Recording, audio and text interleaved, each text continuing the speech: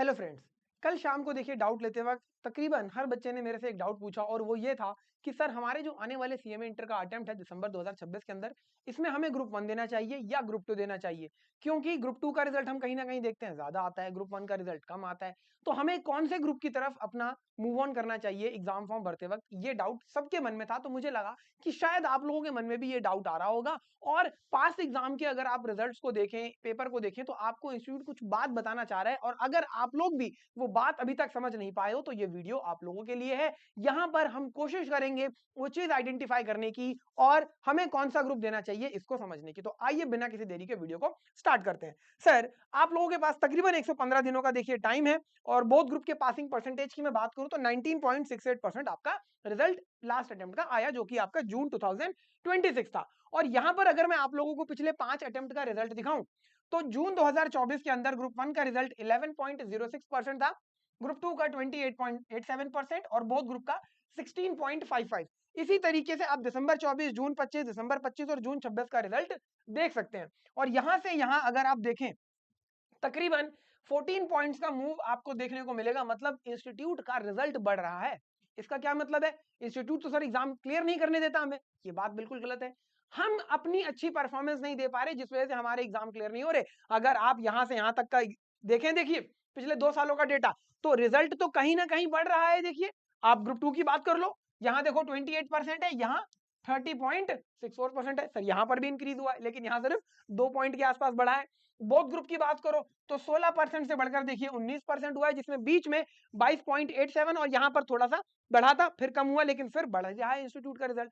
तो कहीं ना कहीं इंस्टीट्यूट तो पास करना चाहता है, लेकिन आपकी परफॉर्मेंस के बेसिस पर रिजल्ट आपका डिपेंड करता है। अब सर ज्यादातर बच्चों को लगता है कि ग्रुप 1 हमें पहले देना चाहिए और यहां पर हम आसानी से अपने एग्जाम क्लियर कर सकते हैं। क्यों? क्योंकि पहली जब हम पढ़ाई स्टार्ट करते हैं पहली बार, तो ग्रुप 1 से ही स्टार्ट करते हैं।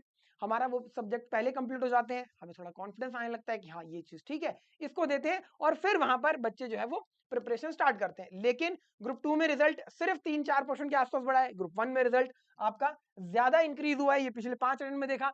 तो यहां पर इसका मतलब ये नहीं है कि ग्रुप 1 मुश्किल है या ग्रुप 1 में बच्चे अगर बात कर रहे हैं कि सर पास ना हो पाने की, तो क्यों नहीं हो पा रहे हैं? तो समझना जरा, बिजनेस लॉ एंड एथिक्स का जो पेपर है बच्चों को आसान लगता है, थ्योरी पेपर है, आसानी से कर लेंगे। राइटिंग प्रैक्टिस वो यहाँ पर करते नहीं है, जिस वजह से उनके मार्क्स उन्हें नहीं मिलते।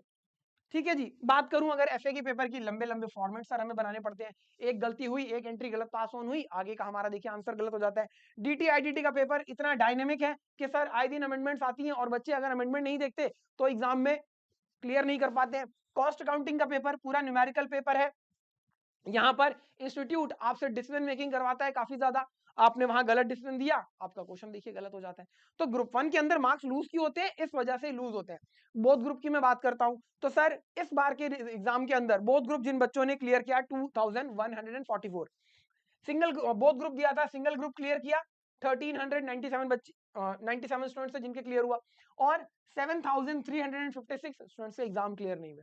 अब सर इसका मतलब यह है कि क्या बोथ ग्रुप मुश्किल है? क्योंकि यहाँ तो 7,000 से ज्यादा बच्चे एग्जाम क्लियर नहीं कर पाया। आप तो सर हमें डरा रहे हो कि बोथ ग्रुप नहीं देना चाहिए। नहीं सर, इसका मतलब यह है कि ये जो बच्चे हैं ना जिन्होंने बोथ ग्रुप दिए और बोथ ग्रुप क्लियर करा, जिसका पासिंग परसेंटेज 19.68 है, इनकी स्ट्रेटेजी, इनकी प्लानिंग सिस्टमैटिक थी, कंसिस्टेंसी के साथ इन्होंने अपनी स्टडीज को रखा, इसीलिए इनके बोथ के बोथ ग्रुप क्लियर हो गए। यहां पर इनका सिंगल ग्रुप हुआ, कहीं ना कहीं कुछ कमी रह गई होगी रिवीजन में, जिस वजह से इनका एक ही ग्रुप क्लियर हुआ। लेकिन इन बच्चों ने, सर क्या इन्होंने बिल्कुल मेहनत नहीं करी? नहीं, मेहनत तो इन्होंने भी करी थी, लेकिन एक सही तरीके से जो मेहनत होनी चाहिए थी वो कहीं ना कहीं यहां पर नहीं हो पाई, जिस वजह से आपका रिजल्ट जो है वो पॉजिटिव नहीं आ पाया। तो कभी भी डेटा से गलत आपको इंटरप्रिटेशन नहीं निकालनी है कि बोथ ग्रुप तो हमें देना ही नहीं चाहिए। नहीं, बिल्कुल गलत बात है। जिन बच्चों ने स्टार्टिंग से डिसाइड किया था कि बोथ ग्रुप देना है, वो बोथ ग्रुप देंगे, और ये बात आपको स्टार्टिंग में ही डिसाइड करनी पड़ती है, क्योंकि उसी हिसाब से आप अपनी तैयारी करते हैं। 8 पेपर आपके पास आते हैं तो मेहनत भी उसी हिसाब से करनी पड़ती है, आपका प्रेशर डबल हो जाता है as compared to those students who are appearing in single group. अच्छा सर, क्या हमें यहाँ पर किस तरीके से डिसीजन लेना चाहिए कि हम ग्रुप 1 की तरफ जाएं कि ग्रुप 2 की तरफ जाएं? अगर आपने ग्रुप 1 की तैयारी स्टार्ट करी थी, आपका ग्रुप 1 का सिलेबस कंप्लीट हो चुका है, ग्रुप 2 का आप अभी सिलेबस कंप्लीट कर रहे हैं और अभी 50% ही ग्रुप 2 का सिलेबस कंप्लीट हुआ है, तो आपको सोचना चाहिए कि हमें सिंगल ग्रुप की तरफ चले जाना चाहिए। क्योंकि यहां से टाइम उतना नहीं है कि आप रिवीजन अच्छे से कर पाओ। मिनिमम आपको 75 डेज चाहिए रिवीजन के लिए, बोथ ग्रुप के केस में। ठीक है जी। तो सर आपको यहाँ पर अगर आप अभी से डेली बेसिस पे 5 घंटे की सेल्फ स्टडी कर पा रहे हो, और जब मैं सेल्फ स्टडी कहता हूं इसका मतलब कोई वीडियो वगैरह नहीं देख रहे हो आप उसमें, ठीक है ना, कोर्स कंप्लीशन वाली बात नहीं, उसमें आप रिवीजन कर रहे हो, बाकी का टाइम आप अपना कोर्स कंप्लीशन उस पर लगाओ, तो आप बोथ ग्रुप के लिए जाओ। आप अगर देखिए जॉब के अंदर हो, रेगुलर कॉलेज आप कर रहे हो, किसी और काम में भी आप इन्वॉल्व हो, तो आपके लिए बेहतर है कि आप सिंगल ग्रुप की तरफ मूव ऑन करें। ठीक है जी, अब वो सिंगल ग्रुप आपका ग्रुप 1 हो सकता है या ग्रुप 2 हो सकता है, आपकी तैयारी जिस तरीके से है। ग्रुप 2 आपका अच्छे से प्रिपेयर हो चुका है, 70% सिलेबस आपका मिनिमम हो चुका है, थोड़ी सी चीजें बाकी हैं, आप ग्रुप 2 की तरफ जा सकते हो, कोई दिक्कत वाली बात इसमें नहीं है। अच्छा सर, यहाँ पर जनरली जो बच्चे देखिए गलतियां करते हैं पिछले एग्जाम से, अगर आप इंटरप्रिटेशन निकालने की कोशिश करो जो कि इंस्टीट्यूट ने बताई, क्योंकि इंस्टीट्यूट देखिए बताता है एग्जामिनर के कॉमेंट्स आपको, वहां से क्या चीज निकल कर आती है, एप्लीकेशन बेस्ड आपको पेपर देखने को मिल रहा है। ऐसा नहीं है कि आपके सामने जो चीजें आ रही हैं वो सेम आ रही हैं, चीजें बदलती हैं, अप्लाई करनी पड़ती है नॉलेज, तब जाके आंसर आपको देखने को मिलता है, तो एप्लीकेशन बेस्ड पेपर है। दूसरी चीज, जो बच्चे अमेंडमेंट्स को इग्नोर करते हैं, बहुत बड़ी गलती करते हैं, अमेंडमेंट से लास्ट अटेम्प्ट में भी 10 नंबर तक की चीजें पूछी गई, टेक्स्ट के पेपर की मैं बात करूं अगर, तो लॉ में भी आपसे इसी तरीके से पूछी जाती है, तो अमेंडमेंट्स को बिल्कुल इग्नोर नहीं करना। प्रेजेंटेशन बच्चे ध्यान नहीं देते हैं, वर्किंग नोट्स ना बनाना, अजम्पशंस प्रॉपर्ली ना देना, ठीक है जी, फॉर्मेट्स को प्रॉपर्ली फॉलो नहीं करना, बहुत बड़ी गलती है, वो आपको नहीं करनी है। इसके साथ साथ सिलेक्टिव स्टडी करके चले जाना, ये टॉपिक छोड़ दिया, ये टॉपिक छोड़ दिया, ये 5 का टॉपिक कर लिए, बहुत गलत बात है। टॉपिक आपको सारे करने होते हैं, लेकिन हाँ कुछ टॉपिक ऐसे होते हैं जिनकी वेटेज ज्यादा होती है, इंपॉर्टेंस ज्यादा होती है, तो उन्हें ज्यादा टाइम देना होता है, ये बात आपको समझनी होगी। ठीक है जी, तो इन चीजों का आपको ध्यान रखना है। इसके साथ साथ अगर अभी तक आप लोगों के पास, क्योंकि मैंने कहा तकरीबन 115 दिनों का टाइम है, अगर मैं ये मान के चलता हूं कि आपके जो पेपर हैं वो दिसंबर के सेकंड वीक से स्टार्ट होते हैं, ठीक है जी, तो वहां पर आपको कैसे करना है, देखिए आपके पास 30 सितंबर तक का टाइम है अपने सिलेबस को कंप्लीट करने का, अपने सिलेबस को यहां तक आप कंप्लीट कर लीजिए, क्योंकि इसके बाद का जो टाइम है वो हम रिवीजन के लिए रखने वाले हैं।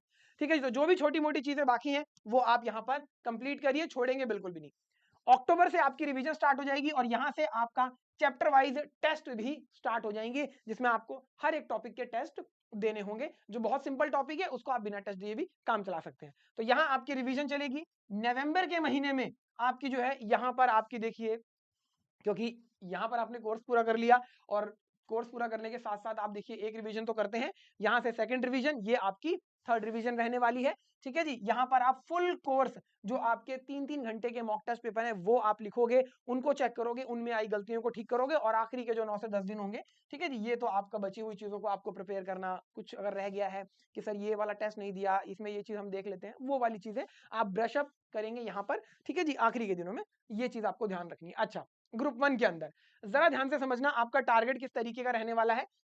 किसी भी एक पेपर को 60 प्लस आप लेके चलना, वो आपके ऊपर है, क्योंकि अगर आप ये सोचोगे कि 40-45 ले आऊंगा तो वहां दिक्कत आ जाएगी। ठीक है ना, तो जैसे अगर मैं सपोज कहता हूँ किसी बच्चे ने कहा कि सर मेरी थ्योरी अच्छी है, तो इसमें आप 60 प्लस का टारगेट कीजिए।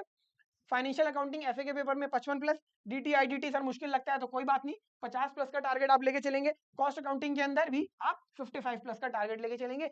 ये आपको दिमाग में रखना है, किसी भी पेपर में ये मत मान के चलना कि यार इसमें 40-45 आ गया तो काम चल जाएगा, नहीं, हमेशा टारगेट 50 प्लस का ही आपका होना चाहिए, ये बात आपको ध्यान रखनी है। एक पेपर 60 प्लस आप लेके जाओगे, वरना एग्रीगेट में फंस जाओगे, क्योंकि अगर सपोज आपके चारों पेपरों में 40-40-40 नंबर आ गए, 160 आ गए, आपका एग्रीगेट नहीं बना।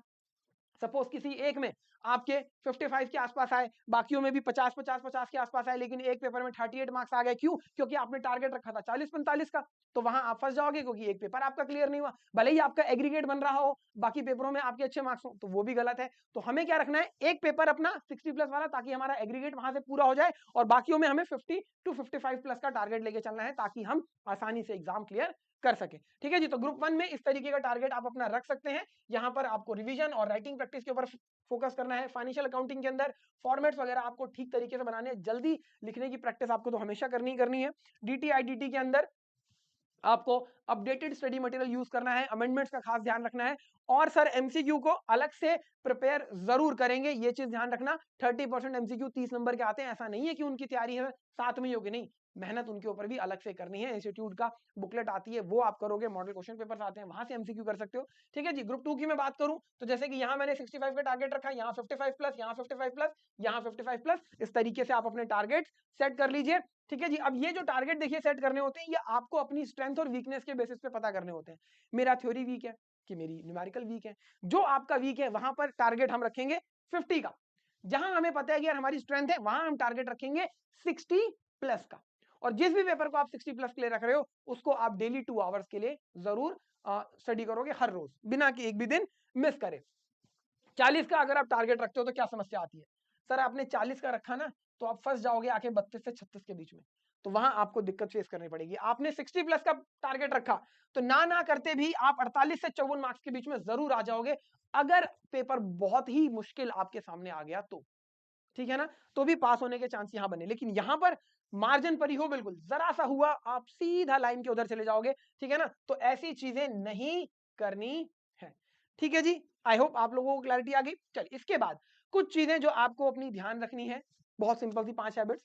सबसे पहले, फुल मॉक टेस्ट पेपर आप जरूर लिखोगे अक्टूबर के मंथ से। अगर नहीं लिखा तो एग्जाम में आपको आपकी गलतियां पता लगेंगी, जो बहुत गलत बात है। ये पेपर आप प्लीज किसी और से चेक करवाइए, ज्यादा बेहतर है, क्योंकि वो आपकी गलतियां आपको ठीक से बता देगा। जब हम खुद अपनी पेपर चेक करेंगे तो ठीक तरीके से हमारी वो चेकिंग नहीं हो पाती है। स्टडी मटेरियल अपडेटेड यूज करना है, जहां जहां अमेंडमेंट्स आती हैं, चाहे वो लॉ का पेपर है, चाहे वो टैक्स का पेपर है। इसके बाद ग्रुप 1 देखिए आप अपनी प्रायोरिटी पर रख सकते हैं, ठीक है जी। अगर देखिए अगर आप बोथ ग्रुप के लिए जा रहे हैं, तो एक ग्रुप तो आपका बिल्कुल ऐसा होना चाहिए कि ये तो मैं क्लियर करूंगा ही करूंगा, ठीक है ना? तो आपने ग्रुप 1 सिलेक्ट किया है, ग्रुप 1 अपना प्रायोरिटी पे रखिए। आपने ग्रुप 2 सिलेक्ट किया है, कोई बात नहीं, ग्रुप 2 अपना प्रायोरिटी के ऊपर रखिए और ग्रुप 1 वहां पर आप साथ में लेके जाइए, अगर आप बहुत ग्रुप ले जा रहे हैं। सिंगल ग्रुप है तब तो सर कुछ सोचना ही नहीं है, पूरी ताकत उसी में हमें लगा देनी है। इसके साथ साथ एटलीस्ट 3 रिविजन मिनिमम है हर एक एवरेज स्टूडेंट के लिए, और ये अगर आपने कर ली तो आप आसानी से एग्जाम क्लियर कर सकते हैं। हालांकि मैं अपने सेशंस के अंदर और क्लास के अंदर जनरली 4 रिविजन हर एक बच्चे को बोलता जरूर, क्योंकि मैंने पर्सनली 4 रिविजन में बहुत अच्छा लेवल देखा है, कॉन्फिडेंस का आ जाता है, ठीक है ना, एग्जाम के अंदर। चलिए इसके साथ साथ देखिए, कई बार आपने ये देखा है, जो बहुत ज्यादा ऑब्जर्वेशन होती है जब बच्चे अपने रिजल्ट शेयर करते हैं, कि 8 से 12 नंबर का सीधा सीधा डिफरेंस आ रहा होता है उन बच्चों के बीच में जिनकी नॉलेज लेवल कहीं ना कहीं सेम होता है। सर ऐसा क्यों होता है? रीजन अगर आइडेंटिफाई करोगे, वर्किंग नोट्स प्रॉपरली बनाए बच्चों ने, करेक्ट फॉर्मेट्स उन्होंने यूज करा, अपनी जो अजम्पशन है वो ठीक तरीके से लिखी, सेक्शन कोट करे, स्टैंडर्ड्स का नाम पूरी तरीके से लिखा, ठीक है, रेफरेंस दी एक्ट की, और जो कीवर्ड्स होते हैं आंसर के अंदर उनको अंडरलाइन किया। ये प्रेजेंटेशन के अंदर इनकॉर्पोरेट करने से सीधा 8 से 12 नंबर का डिफरेंस आ जाता है उन बच्चों से जिन्होंने ये चीजें नहीं करी थी अपने आंसर राइटिंग में। तो आप लोग भी इस चीज का ध्यान रखेंगे, ये चीज जरूर करेंगे। और ये बातें मैं नहीं, इंस्टीट्यूट के जब एग्जामिनर कमेंट आप पढ़ोगे ना, आपको पता लग जाएगा इंस्टीट्यूट बताता है ये बातें, ठीक है ना? तो ये चीज देखने को मिलती है, जो कि मैंने आपके साथ शेयर कर दी है। इसके साथ साथ अगर आपने एक भी मॉक टेस्ट पेपर नहीं दिया, तो आपकी जो गलतियां हैं सीधा एग्जाम हॉल में आपके सामने आ जाएंगी कि 3 घंटे का पेपर लिखते वक्त आप क्या गलतियां करते हैं। अगर आपने 3 से 4 मॉक टेस्ट पेपर दे दिए, ये सारी गलतियां खत्म हो जाएंगी। तो हर एक बच्चे को ये चीज जरूर करनी है, उसको चेक करना है और कोशिश करनी है कि किसी और से चेक करवाएं। अगर आपके पास कोई ऐसा पर्सन नहीं है जो आपके लिए चीज कर सके, तो आप ग्रूमिंग एजुकेशन एकेडमी से, जो कि हमारी वेबसाइट escholars.in है, इस पर टेस्ट सीरीज ले सकते हैं, जिसमें हम आपको टेस्ट पेपर चेक करके देते हैं।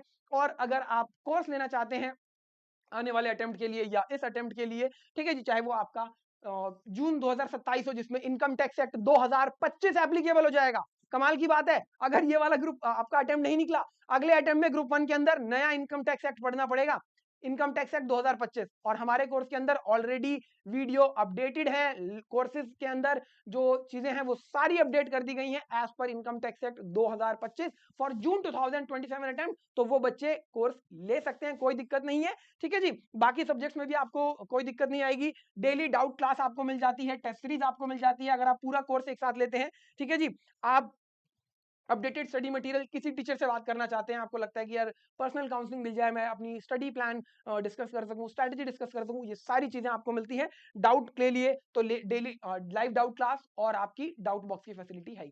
टेस्ट सीरीज भी आप लेना चाहते हैं अगर, तो ले सकते हैं आखिरी के अपने इन अटेम्प्ट दिसंबर 2026 अटेम्प्ट के लिए, जिसमें हम आपको पेपर चेक करके बता देते हैं कि ये गलतियां हैं, इनको ठीक कर लीजिए। तो आपके एरिया वो जहां वीकनेस है उनको इंप्रूव किया जा सकता है, आप आसानी से एग्जाम क्लियर कर सकते हैं।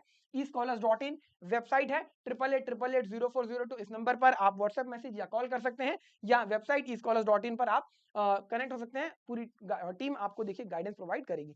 तो कुछ चीजें जो आपको ध्यान रखनी है, आज ही के डेट में डिसाइड कर लीजिए कि सर बोथ ग्रुप या फिर सिंगल ग्रुप। सिंगल ग्रुप में ग्रुप 1 या ग्रुप 2, ये आपको देखना है। शुरू से अगर आप तैयारी कर रहे हैं, अच्छी तैयारी चल रही है, ग्रुप 1 आपका सिलेबस कंप्लीट है, ग्रुप 2 आपका 60-70% हो गया, आप बोथ ग्रुप के लिए जा सकते हैं, कोई दिक्कत नहीं है। लेकिन ऐसा नहीं है, अगर सिंगल ग्रुप में हो तो सिंगल ग्रुप के ऊपर आपको जाना है, ग्रुप कौन सा है वो आपको देखना पड़ेगा। इसके साथ साथ आपको देखिए एग्जाम में जाने से पहले पेपर लिख कर जाने हैं, मॉक टेस्ट पेपर देने हैं, ठीक है जी। एक ग्रुप का सिलेबस आपको कोशिश करनी है कि आप अगर सिंगल ग्रुप दे रहे हैं तो 40 दिन का रिवीजन स्टडी प्लान आपके पास रहे, रिवीजन टाइम, और बोथ ग्रुप में एटलीस्ट 75 डेज का टाइम आपके पास रहे, ठीक है जी। Full length mock test paper October से स्टार्ट आपके हो जाएंगे। इसके साथ साथ देखिए आपको एक चीज ध्यान रखनी है कि एग्जाम फॉर्म की विंडो जैसे ही ओपन होगी, एग्जाम वगैरह फॉर्म प्रॉपरली फिलअप कर दे, तो इन चीजों का ध्यान रखेंगे। तो ये छोटी सी देखिए एक वीडियो थी जिसमें कोशिश की आपके डाउट को क्लियर करने की कि कौन सा ग्रुप देना चाहिए, कौन सा ग्रुप नहीं देना चाहिए, और इंस्टीट्यूट रिजल्ट के माध्यम से आपको क्या बताना चाहता है। तो मैं मिलूंगा आप लोगों से नेक्स्ट वीडियो के अंदर, तब तक के लिए थैंक यू सो मच।